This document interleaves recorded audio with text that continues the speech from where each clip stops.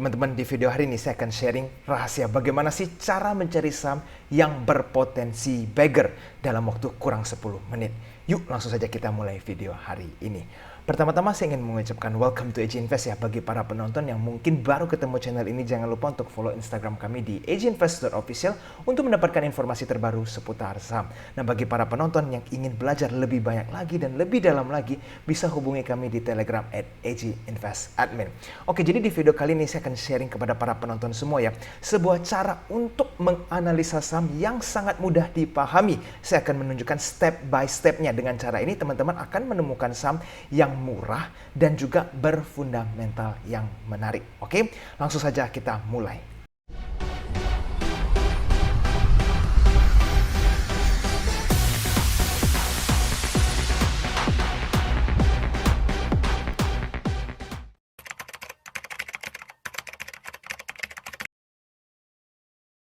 Oke, kita akan menggunakan dua tools untuk analisa ya teman-teman. Yang pertama adalah TradingView dan yang kedua adalah IDN Finansial. Kita mulai dari TradingView terlebih dahulu ya.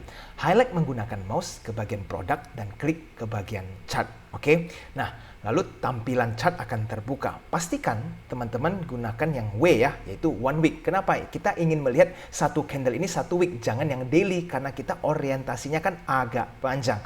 Oke, lalu kita lanjut ke bagian yang paling penting ya teman-teman. Di bawah pojok kanan ada 3 titik ya, kolom setup. Teman-teman klik. Nah, di bagian ini teman-teman klik free, oke, yaitu kita mau mencari price to free cash flow. Setelah teman-teman klik, kita geser ke kiri sedikit ya, supaya gampang dilihat nantinya. Lalu kita lanjut, klik ke bagian 3 titik lagi, kita klik book, yaitu mencari price to book value ya, dengan dalam kurung full year ya, FY. Kita klik lagi, dan nanti muncul, kita geser, ini agak nyangkut di kanan ya, nggak kelihatan, jadi kita geser ke bagian kiri. Nah, jadi teman-teman di sini kita bisa melihat ada PE, ada price to book value, dan ada price to free cash flow. Nah, sekarang kita lanjut nih, filter lagi nih. Di bagian volume, kita mau geser yang dari 50.000 menjadi 500.000. Ini tujuannya apa? Kita mau memfilter keluar saham-saham yang tidak terlalu liquid ya. Karena kalau saham tidak terlalu liquid, kita mau masuk pun agak susah. Jadi kita filter itu keluar, dan sekarang sahamnya sudah mulai semakin sedikit ya, 400-an. Nah, disinilah teman-teman bisa mulai list saham-saham yang ingin kita cari. Mulai dari PE dulu, teman-teman klik. Ya, kalau teman-teman klik, itu yang paling tinggi akan keluar 1000 lebih ya, ini pada saat video ini dibuat, yaitu Meta. Nah, ini maksudnya adalah saham yang paling mahal dengan PE tertinggi. Kita tidak mau mencari saham-saham yang mahal kan, jadi kita klik sekali lagi, kita akan menemukan saham yang paling rendah dari IHSG ya. Nah, ini akan keluar semua. Sekarang next-nya teman-teman lanjut, listkan saham-saham yang ada di PE terendah ini. Teman-teman boleh list 50 saham terendah PE-nya ya. Mulai dari UNSP, Saratoga, CPRO, dan seterusnya sampai 50 saham. Oke. Lalu kita lanjut berikutnya yaitu price to book value. Nah, teman-teman boleh klik. Nanti akan keluar lagi nih saham-saham yang disortir dengan price to book value yang paling kecil ya. Jadi PBV-nya yang terendah dari IHSG akan tersortir. Ada GWSA, ada Panin, BCIP, dan seterusnya. Nah, ini akan berubah ya teman-teman. Kita nggak tahu nanti kalau teman-teman lihat di 1 tahun lagi video ini, listnya akan berubah. Cuma teman-teman setidaknya bisa mencari tahu nih saham-saham yang price to book value-nya paling rendah dengan cara diklik seperti ini. Oke. Lalu kita lanjut ke kategori ketiga yaitu price to free cash flow. Pastikan ya teman-teman list 50 saham dengan PBV terendah, teman-teman list di kertas yang lain di Notepad atau Microsoft Word ataupun menggunakan Excel boleh. Nah, sekarang kita pada saat klik price to free cash flow, kita akan mencari lagi nih 50 saham dengan price to free cash flow yang terbaik. Ya, jadi teman-teman bisa melihat ada Cevin, PNBS, KOBX, BCAP, dan seterusnya. Nah, sekarang saya akan memberikan contoh ya, saya akan listnya ke Notepad ya, teman-teman bisa melihat ini. Jadi ini adalah kategori yang setelah saya racik dan pelajari dengan sangat detail, saya menemukan bahwa PE yang terbaik adalah 12, PBV yang terbaik adalah 3, dan price to free cash flow adalah 15. Ya, jadi selama teman-teman menemukan saham yang kategorinya di bawah PE 12, PBV-nya 3, dan price to free cash flow-nya di bawah 15, maka saham tersebut bisa tergolong murah, oke, dan fundamentalnya cukup bagus karena free cash flow itu menunjukkan bahwa perusahaannya itu mempunyai free cash flow yang sehat, ya, cash-nya banyak, seperti itu. Nah, ini saya sebagai contoh hanya akan melis 20 ya, supaya tidak terlalu panjang videonya. Jadi teman-teman bisa melihat ya, dari PE saya mencatat ada 20 saham, dari UNSP, ya sampai ke MCOL ya. Begitu juga PBV-nya ada dari GWSA sampai ke Ruiz dan price to free cash flow dari Cevin sampai ke Ruiz juga. Oke, jadi Ruiz ada muncul 2 kali nih sepertinya.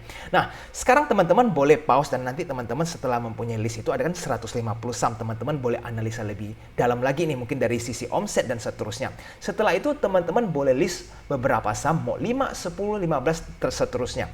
Saya di sini memberikan sebuah contoh ya. Ini saya list ada 4 saham, AMFG, BDMN, BHIT, dan Ruiz. Kenapa? Karena saham tersebut belum terjadi pergerakan yang signifikan. Ini cuma sebagai contoh ya. Lalu sekarang kita analisa bagian kedua, yaitu apa? Menggunakan IDN finansial. Ini kan teman-teman sudah ada list kan, potensial atau invest idea. Oke, kita akan menggunakan IDN finansial untuk melanjutkan analisa kita ya. Kita list pertama saham yang ingin kita cari AMFG. Oke, nah di sini di kolom search teman-teman klik AMFG dan klik search. Lalu kita klik ke bagian ini dan nanti akan muncul beberapa data yang ingin kita cari, yaitu di bagian shareholder ya. Nah, disinilah hal yang ingin kita perhatikan. Kita kepingin tahu seberapa besar publik memegang saham tersebut ya. Jadi teman-teman kita lihat AMFG ternyata dipegang oleh AGC Inc. Jepang ya 44%, PT Roda Mas Indonesia 41% dan publik 13%. Nah, sebenarnya apa sih yang ingin kita perhatikan? Yaitu bagian publik, seberapa banyak publik memegang saham ini ya di AMFG. Idenya seperti ini ya teman-teman, kalau sebuah saham dipegang publik lebih dari 50%, maka bandar atau pengendali akan semakin kecil niatnya untuk menaikkan saham. Kenapa? Karena kalau mereka menaikkan saham tersebut, malah yang diuntungkan kan adalah masyarakat, karena masyarakat memegang lebih dari 50%. Benar kan? Nah, sedangkan kalau masyarakat pegang di bawah 50%, maka itu akan menjadi sesuatu yang menarik. Karena kalau misalkan sahamnya naik, yang masih dapat keuntungan terbesar adalah pengendali tersebut. Nah, untuk kasus AMFG ini, publik memegang 13,80%. Berarti cukup menarik ya, teman-teman bisa melakukan pelajaran lebih dalam untuk AMFG. Tetapi untuk dari sisi shareholder masyarakat, AMFG ini cukup aman. Nah, sekarang kita lanjut di bagian BDMN. Oke, teman-teman? Kita klik di bagian ini, ganti kodenya menjadi BDMN. Nah, nanti kita ke bagian shareholder lagi untuk mencari tahu nih bagian masyarakat itu seberapa banyak. Oke. Nah, di sini kita bisa melihat publik ternyata memegang 7,3% ya, sedangkan MUFG-nya memegang 92%. Wah, ini besar sekali ya. Dia punya pengendali persentasenya dan publik sangat-sangat kecil. Nah, tetapi ada sedikit resiko ya teman-teman kalau persentase masyarakat terlalu kecil. Kenapa? Karena kalau misalkan publiknya kecil itu free float-nya kan kecil, sehingga untuk MI akan semakin sulit untuk memasuki saham ini. Jadi masyarakat ini most of the time adalah retail itu sendiri. Karena biasanya MI akan pilih saham-saham yang dimana publiknya di atas 10% ya, untuk lebih besar bobot dia punya free float. Oke. Nah, jadi teman-teman, tetapi apakah BDM ini tidak menarik? Ini artinya kemungkinan masyarakat yang memegang paling banyak di bagian publik ini. Tetapi kita perlu tahu bahwa kalau saham ini naik, yang paling diuntungkan bukan masyarakat karena mereka hanya pegang 7% lebih, tetapi yang paling diuntungkan adalah MUFG. Nah, sekarang yang ketiga yang teman-teman perlu perhatikan, kita coba ke BHIT ya teman-teman. Ini kita ganti lagi menjadi BHIT. Nah, sekarang kalau kita lihat shareholder BHIT ini seperti apa? Mari kita perhatikan. Nah, di sini ini ada berbeda ya. Publik mempunyai 65% ya, ini di atas 50%. Artinya apa? Kalau saham ini terjadi kenaikan, yang paling diuntungkan itu bukan pengendalinya, tetapi masyarakat itu sendiri karena publik mempunyai 65%. Nah, artinya BHIT ini apakah tidak menarik? Sebenarnya seperti ini. Kalau misalkan saham ini kepingin naik atau terjadi rally yang cukup besar, itu dibutuhkan sentimen yang sangat positif dan menciptakan euforia. Kenapa? Karena yang namanya euforia, masyarakat kan akan berebut HK, sehingga dengan masyarakat yang 65% dan terjadi euforia HK, maka sahamnya akan gampang naik. Tetapi kalau bandar atau pengendali ingin menaikin saham ini, itu menurut saya insentifnya tidak terlalu besar karena mereka sendiri ya, mereka itu punya persentase hanya kecil ya, 15% untuk HT Investment, DBS itu hanya 9% ya, bahkan di bawah 10% dan seterusnya. Jadi kemungkinan BHIT ini kalau nantinya akan naik itu perlu tercipta euforia di masyarakat dan mereka berebut HK sehingga saham itu akan terjadi rally. Jadi kalau untuk BHIT perhatikan lebih dari sentimen. Kalau sentimennya akan positif, nah disitulah ada potensi untuk saham ini terjadi rally yang sangat panjang. Nah, jadi teman-teman tinggal perhatikan ya, saham-saham apa sih yang dimiliki masyarakat itu di bawah 5%, itu yang menjadi fokus utama terlebih dahulu. Nah, tetapi yang paling penting masih tetap yang ini ya teman-teman, bisa melihat bahwa perusahaan tersebut atau saham tersebut mempunyai PE di bawah 12 dan PBV di bawah 3 dan juga price to free cash flow di bawah 15. Oke. Nah, sekarang coba kita cari tahu ya untuk misalkan contoh ya Ruiz ini. Sekarang bagaimana dengan situasi Ruiz? Kita lihat dari sisi masyarakatnya apakah besar atau kecil, kita cari tahu dulu. Nah, ternyata publik mempunyai 34%. This is good number ya. Tidak terlalu besar dan tidak terlalu kecil. Sekarang kita ke TradingView teman-teman, kita cek Ruiz ya. Karena dari segi dia punya fundamental kan lumayan menarik ya kan? Dan bahkan muncul 2 kali.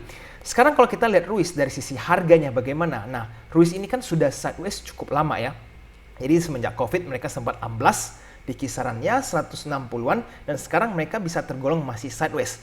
Dan kita perlu tahu ya teman-teman, Ruiz ini bergerak di bidang apa sih? Coba kita perhatikan company overview. Ya, Ruiz ini engage in oil and gas. Berarti mereka sekarang sentimennya masih bagus ya, oil and gas kan lagi bagus-bagusnya. Sehingga kalau sahamnya sideways, dia punya kriteria bagus ya. Untuk Ruiz coba kita cek tadi Ruiz.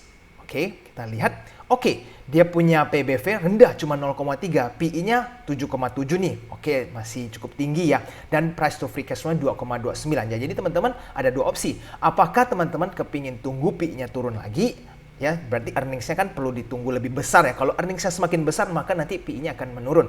Dan untuk PBV dan free cash flow-nya sudah masuk nih. Nah, jadi teman-teman bisa menggunakan Ruiz menjadi salah satu ide untuk teman-teman pertimbangkan dibeli ya. Oke, sederhana kan? Jadi teman-teman nanti tinggal cek lagi nih contoh menggunakan kode emiten lain BDMN, BHIT, ataupun saham-saham lainnya berdasarkan analisa tambahan.